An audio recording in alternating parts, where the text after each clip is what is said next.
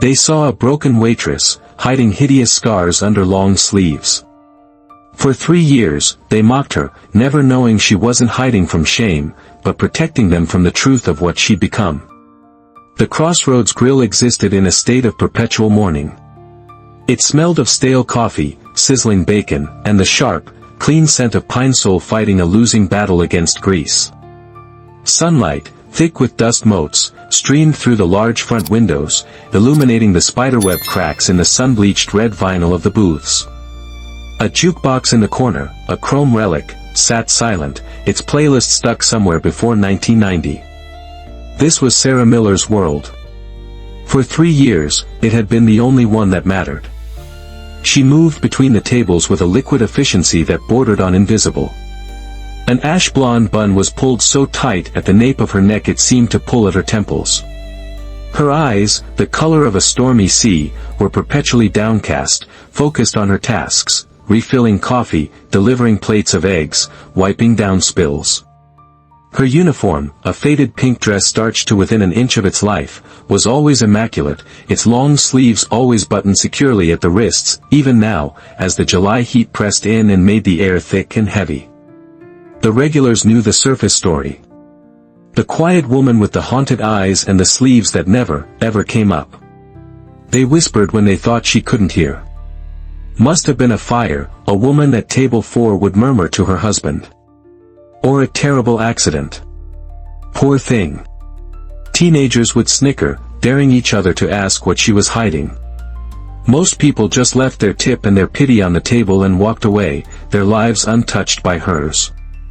But in the corner booth, the one with the best view of the entire room, a man was watching. Michael Kelly had been there for 2 hours, a single, cold cup of coffee sitting before him like a dark omen. He had a slight limp he tried to conceal when he walked, and his hands, resting on the tabletop, were weathered and scarred. When he shifted, the worn fabric of his flannel shirt pulled tight across his forearm, revealing the barest glimpse of an old tattoo, faded, but with the unmistakable anchor and eagle of a Navy Cross. It was a story for another day. Today, his focus was entirely on Sarah. He watched the way she moved. It wasn't the shuffling gait of a weary waitress, it was a measured, controlled glide. She never let anyone get directly behind her, always subtly positioning herself with her back to a wall or a counter. Every few minutes, her eyes would lift, scanning the room in a brief, almost imperceptible sweep, doors, windows, new arrivals. It wasn't paranoia, it was a threat assessment. A habit beaten into the bones by years of training in a place where threats were real and constant. It has to be her, he thought, the words a silent mantra he'd been repeating all morning. The faded photograph in his jacket pocket felt like it was burning a hole through to his skin. A ghost from 18 years ago, a face he'd only seen illuminated by fire and fury, a voice that had been the last thing he'd heard before the world went black.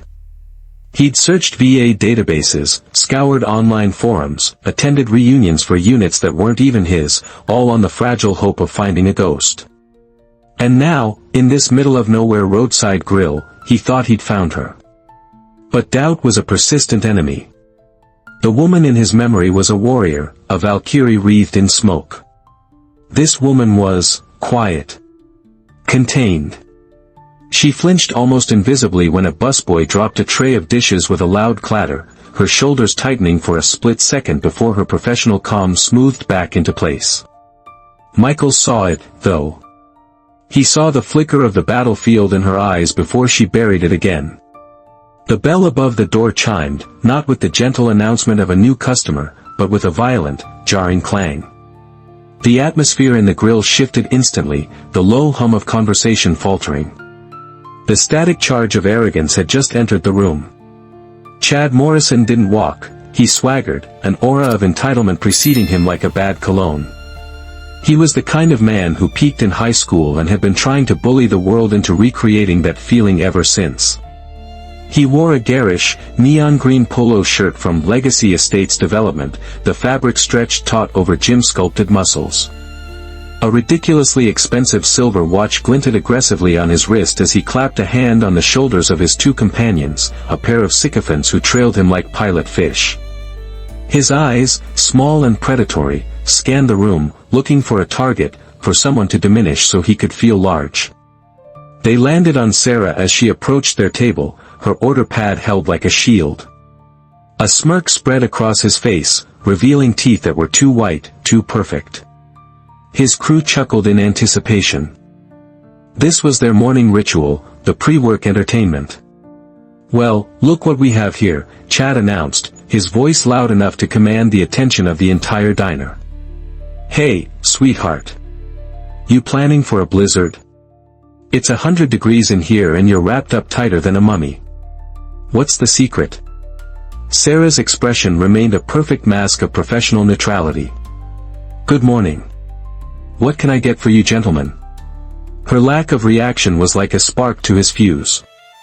Bullies like Chad fed on reaction, her calm was a denial of his power. "Whoa, feisty," he sneered. "I'm just saying, it's a little weird. You got something to hide under there? Track marks? Bad tattoos? Scars from a little meth lab mishap?" The words hung in the air, ugly and venomous. Other patrons suddenly became intensely interested in the salt shakers on their tables. A young mother at a nearby booth quietly pulled her son a little closer.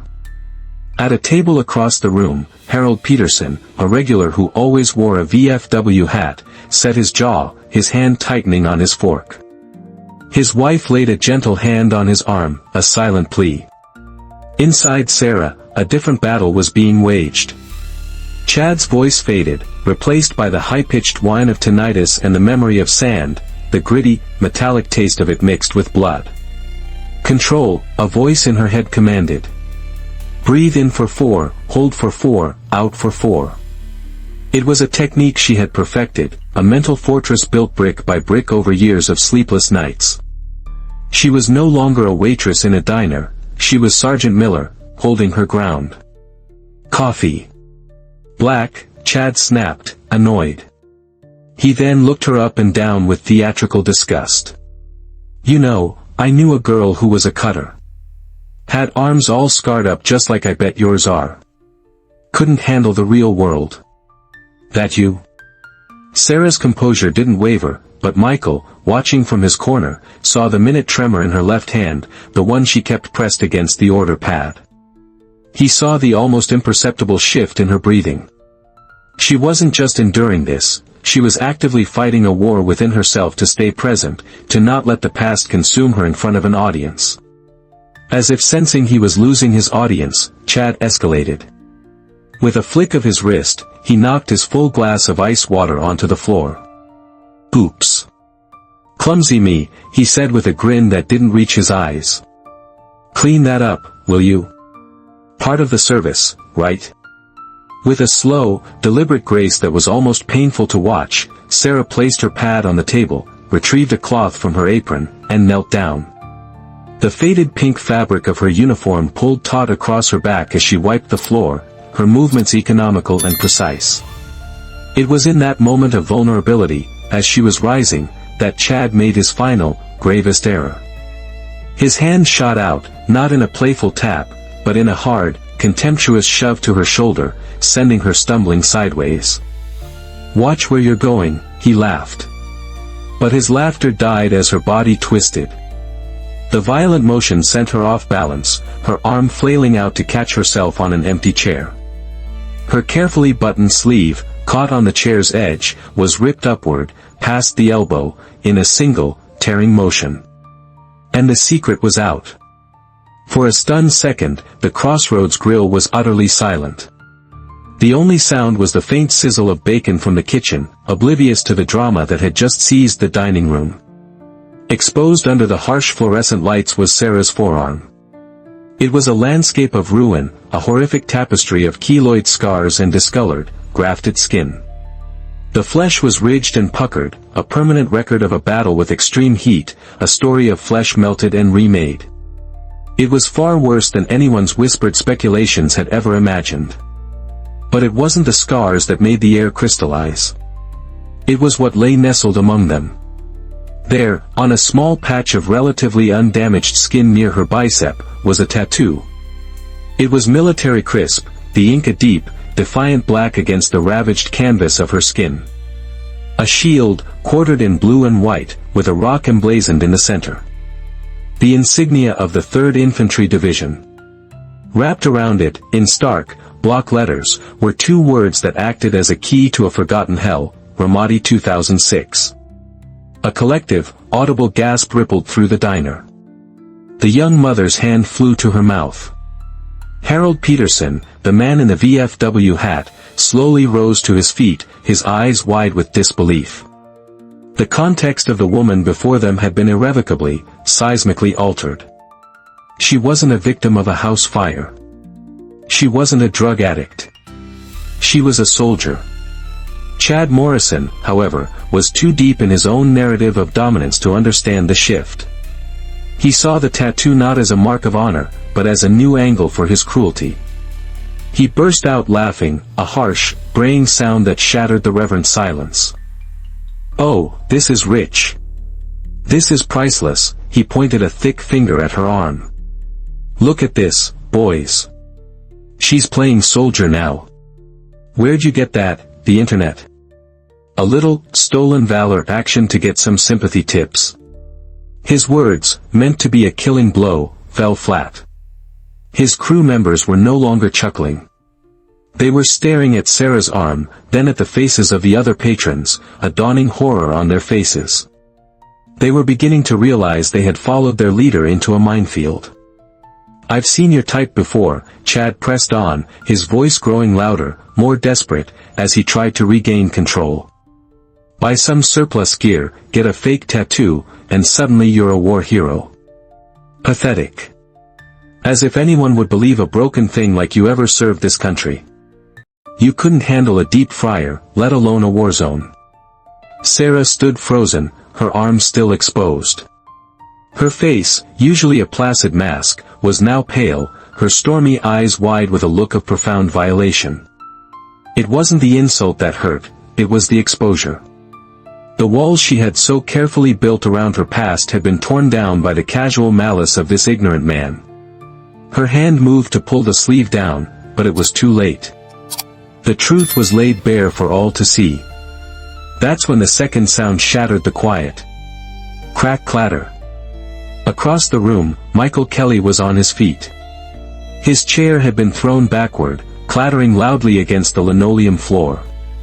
His face was a mask of utter shock, his breath coming in ragged gasps. His eyes weren't just looking at the tattoo, they were consuming it, every line and letter. The ghost he had been chasing for 18 years had just materialized in a roadside diner, revealed by the very bully who sought to destroy her. Michael moved as if in a dream, his limp more pronounced as he navigated the tables separating him from Sarah. The cold coffee cup was still in his hand, forgotten, until it slipped from his grasp and shattered on the floor, another sharp report in the tense silence. No one noticed. All eyes were on him, this quiet stranger who was now the epicenter of the unfolding drama. He stopped a few feet from her, creating a small pocket of sacred space around them. His eyes were locked on her arm. "3rd Infantry," he said, his voice a raw whisper that carried with stunning clarity. He cleared his throat, trying again, the words cracking with 18 years of unexpressed emotion. "Rock of the Marne." He looked from the tattoo to her face, truly seeing her for the first time, searching for the features of the young sergeant he remembered beneath the layers of time and trauma. The angle of her jaw. The set of her shoulders. The stormy eyes, now wide with a dawning, terrified recognition. "Ramadi," he breathed, the word a password, a key. Summer of 2006. The Al-Anbar province. Sarah's reaction was visceral. Her body tensed, a flicker of the fight-or-flight response she had suppressed for so long. Her gaze darted to the door, a trapped animal looking for an escape route that no longer existed. "Oh my God," Michael whispered, the last shred of doubt incinerated. The puzzle pieces didn't just click into place, they slammed together with the force of a detonation. Sergeant Miller. Sarah. Sarah Miller. The name, her name, hung in the air. For the first time, it didn't sound like the name of a waitress. It sounded like a rank. A title. His hand went to his chest, tracing the outline of scars hidden beneath his shirt. "You're the one," he said, his voice trembling. "You pulled me from the Humvee. The burning Humvee." It wasn't a question. It was a statement of faith confirmed. "I've been sitting here for 2 hours, thinking I was losing my mind, seeing a ghost. I've carried this for 18 years. His hand, shaking uncontrollably, went into his jacket pocket and emerged with a worn, creased photograph. He held it out.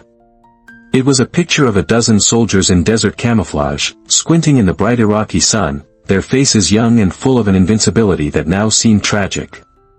The sight of the photograph shattered Sarah's iron control.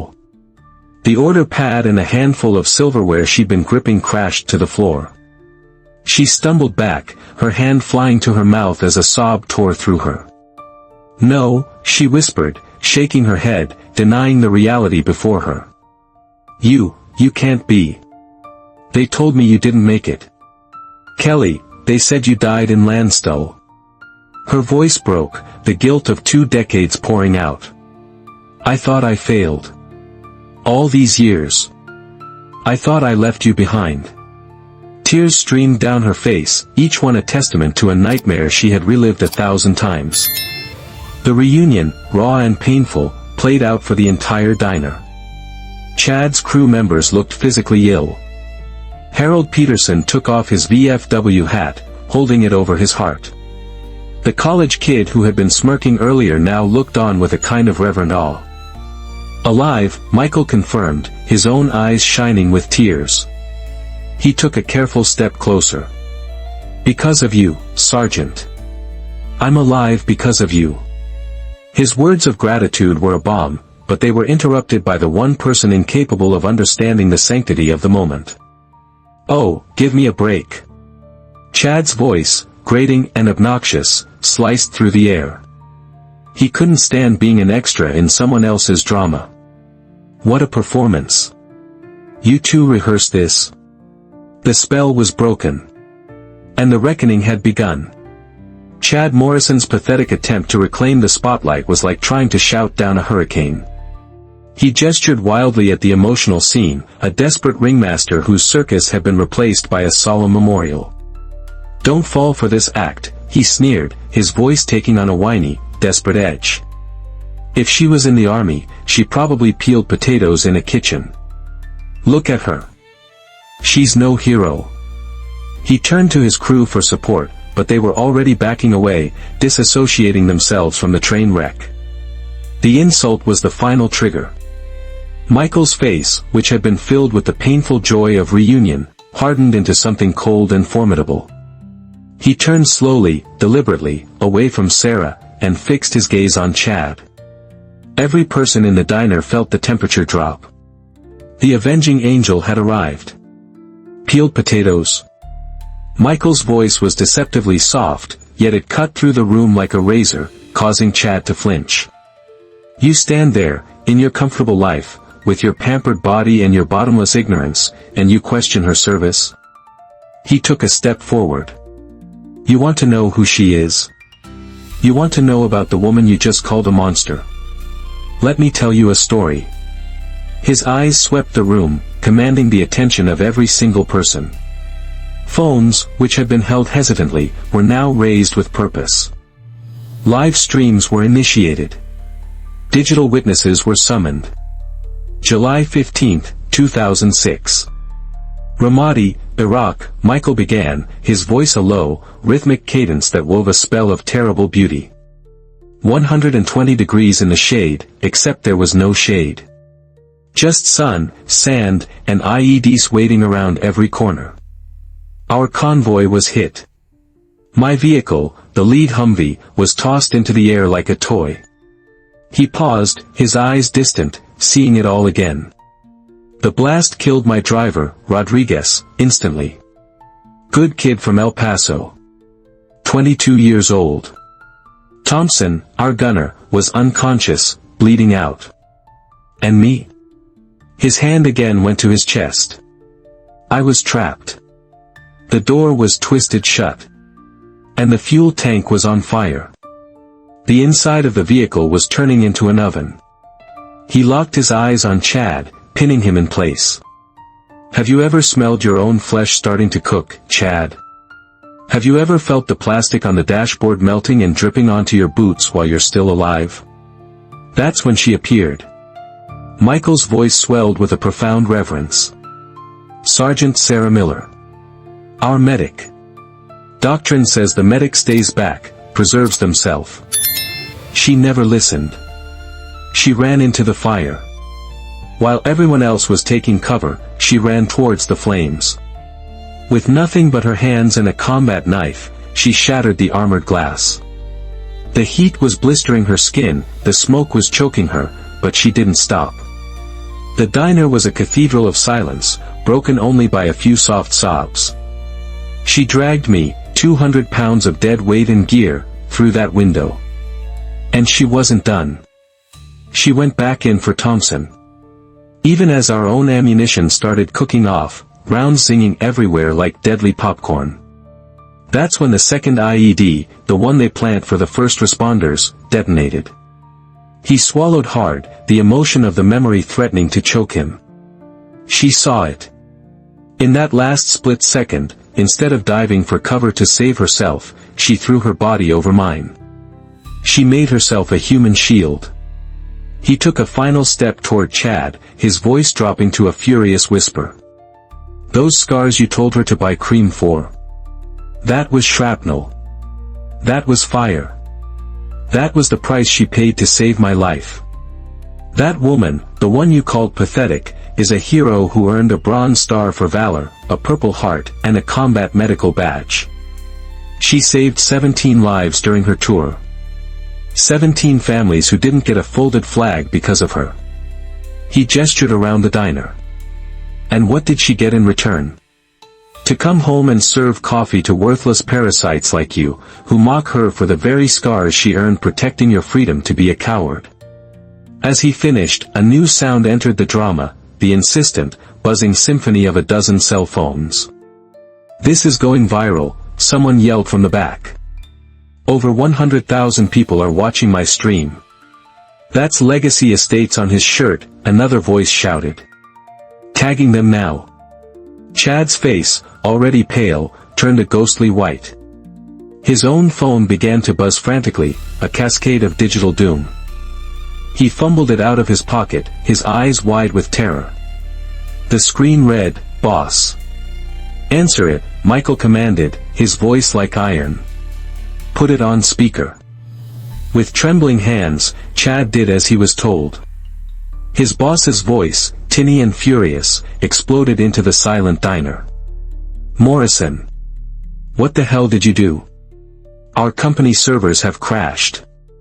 News vans are pulling up outside. You are fired. Fired. Security is boxing up your desk. Don't you dare set foot on company property again. The line went dead. Chad stood there, phone in hand, a man publicly executed, his life dismantled in less than 5 minutes. The swinging doors of the kitchen burst open and Bob Hutchinson, the owner of the grill, stormed out. He was a stout man in his late 60s, with a faded Marine Corps globe and anchor tattoo on his forearm that was usually hidden by his rolled-up sleeves. His face was a thundercloud of fury and shame. Chad Morrison, Bob's voice was a low growl that promised violence. Get out of my diner. Now. And if I ever see you or your neon shirt within 100 yards of this place again, I'll have you arrested. The crowd of patrons, now a unified wall of righteous anger, parted to let Chad stumble toward the door. He fled into the sunlight, leaving behind the wreckage of his life. Bob turned to Sarah, his expression softening. Sarah. I am so sorry. 3 years you've worked for me, and I never asked. I never knew. That's on me. He took a deep breath. Effective immediately, you're the new shift manager. 30% raise. And Sarah, he looked her straight in the eye, you don't hide those scars anymore. Understood? Anyone has a problem with them, they have a problem with me. A spontaneous applause erupted, growing from a few claps to a thunderous standing ovation that shook the little diner. Michael gently took Sarah's hand, and for the first time in years, she didn't pull away. 6 months later, the Crossroads Grill was different. A large, framed photograph now hung on the wall behind the register, Sergeant Sarah Miller in full combat gear, her gaze clear and steady. Beside it, a plaque detailed her awards. Other photos had joined hers, creating a small wall of honor for local veterans. Sarah stood behind the counter, wearing a crisp manager's polo shirt, its short sleeves revealing the scarred tapestry of her arms. She wore them now as a testament, not a secret. The bell on the door chimed softly. Sarah looked up, her breath catching in her throat. Chad Morrison stood in the doorway. He was a changed man. The gym-built bulk had been replaced by a leaner frame. The expensive clothes were gone, replaced by a simple work shirt and jeans. His hands, once soft, were now calloused. He approached the counter slowly, refusing to meet the wary eyes of the regulars who recognized him. Old Harold Peterson instinctively tensed, ready to defend Sarah again. "I know I'm not welcome here," Chad began, his voice quiet, stripped of its former arrogance. "But I had to deliver this." He placed a thick envelope on the counter.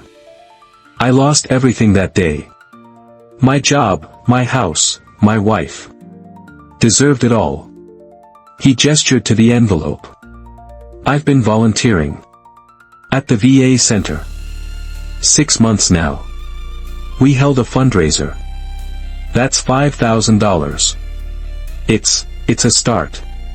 He wouldn't look at her, staring instead at the counter. "They made me earn the right to bring this here. 6 months of showing up, every day. Cleaning, painting, whatever they asked. They said, if I could do that, maybe I was serious about changing." Sarah looked at the man before her. She didn't see the bully who had tormented her, but a broken man trying to rebuild from the rubble. She picked up the envelope, placing it in the cash drawer without opening it. She met his eyes. "Everyone deserves a second chance, Chad," she said, her voice even and calm. "That's what service teaches you. You save people, even the ones who might not deserve it. That's what makes us human." It wasn't forgiveness. Not yet. But it was grace. It was more than he deserved, and they both knew it. He nodded, a single, jerky motion, a lump in his throat. As he turned to leave, his shoulders hunched, Sarah called out. "Chad." He stopped, looking back. A small, almost imperceptible smile touched her lips. "The VA always needs help. Keep showing up." He nodded again and walked out the door, the bell chiming his departure. He stepped into a future that was uncertain, but one that now, at least, held the possibility of redemption. Chad took the first step, but the road to redemption is long. What do you think? Can a person truly change, or are some actions unforgivable? Let us know your thoughts in the comments. We ask that you please comment with respect for everyone's perspective, especially for our veterans. And if this story moved you, please consider sharing it, and subscribe for more stories that matter.